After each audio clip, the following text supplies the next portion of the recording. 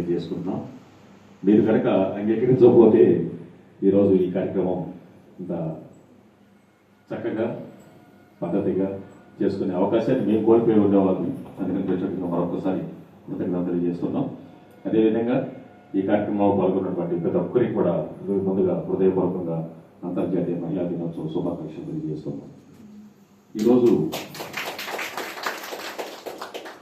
ఈరోజు ఈ కార్యక్రమాన్ని ప్రపంచవ్యాప్తంగా మహిళా మనులకు అంకితమిస్తూ ఎంతోమంది ఎన్నో సంస్థలు ఇటువంటి కార్యక్రమాన్ని నిర్వహిస్తూ ఉన్నారు. ఆ భావంలోనే మేము కూడా ఒక మంచి కార్యక్రమాన్ని చేయాలని చెప్పేసి ఒక మంచి వ్యక్తి కోసం ప్రయత్నిస్తున్న తరుణంలో 100కు 100%, 100కు 200%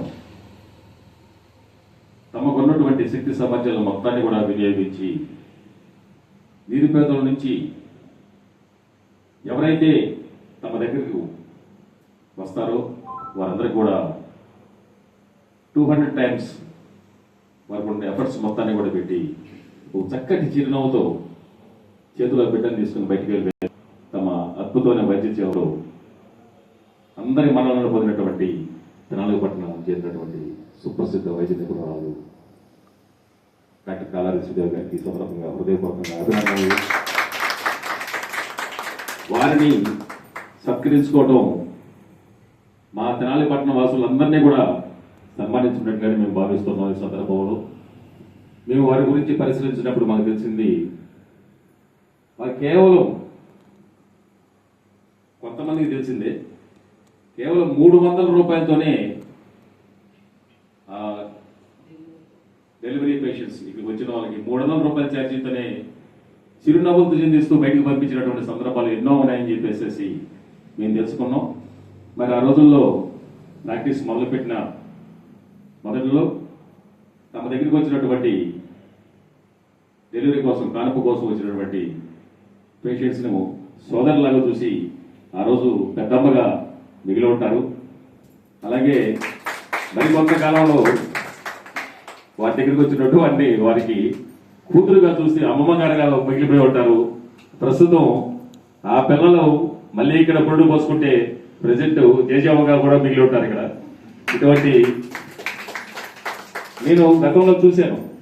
తెనాలిపట్నంలో ఒక సులోచన గారు, రాజలక్ష్మి గారు, వైజయంలో సరోజిని గారు ఆ రోజుల్లో పట్టణంలో బాగా కీర్తినటువంటి వారు. ఆ కోవలోనే మన శ్రీదేవి గారిని మేము ఎప్పుడు కూడా డాక్టర్ గారిని ఎప్పుడు కూడా మేము చూడలేదు. హాస్పిటల్కి వచ్చి చాలాసార్లు వచ్చాం.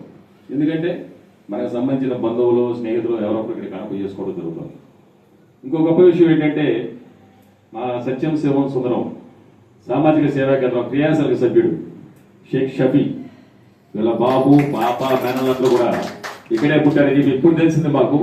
లేకపోతే ముందు తెలిస్తే ఇక్కడికి వాళ్ళని కూడా తీసుకురావడం జరిగేది. ఇటువంటి ఒక చరిత్ర, ఆ చరిత్రలో కూడా మంచితనం, మానవత్వం, సహృదయత వీటన్నింటినీ కలబోసుకున్నటువంటి ఒక గొప్ప వ్యక్తిని ఈరోజు మేము సన్మానించుకుంటున్నామంటే చాలా చాలా చాలా మా సంస్కృతిని గర్వకారణం అని చెప్పేసి మేము తెలియజేసుకుంటూ అందుకు వారి అంగీకారాన్ని తెలియజేసినందుకు మరొకసారి మరో 10 సార్లు మరో 100 సార్లు వారికి ధన్యవాదాలు తెలియజేస్తున్నాం. ఈ సందర్భంలో ముందుగా వారితో పాటు చాలా కాలం పయనించి వారి అడుగులో అడుగు వేసినటువంటి శ్రీమతి కమ్మిల రజనీ గారు వారి గురించి కొంచెంసేపు మాట్లాడదామని చెప్పి నాకు చెప్పారు. వారిని హృదయపూర్వకంగా ఆహ్వానిస్తున్నాం.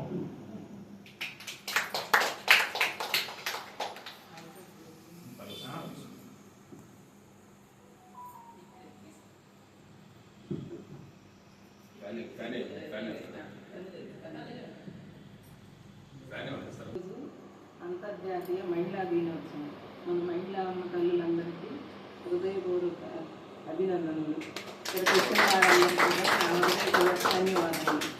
ఫస్ట్ ఈరోజు మహిళా దినోత్సవం సందర్భంగా శివశంకర్ గారు ఎవరినన్నా సన్మానిద్దామమ్మా అంటే ఎవరినైంది చెప్పండి అన్న.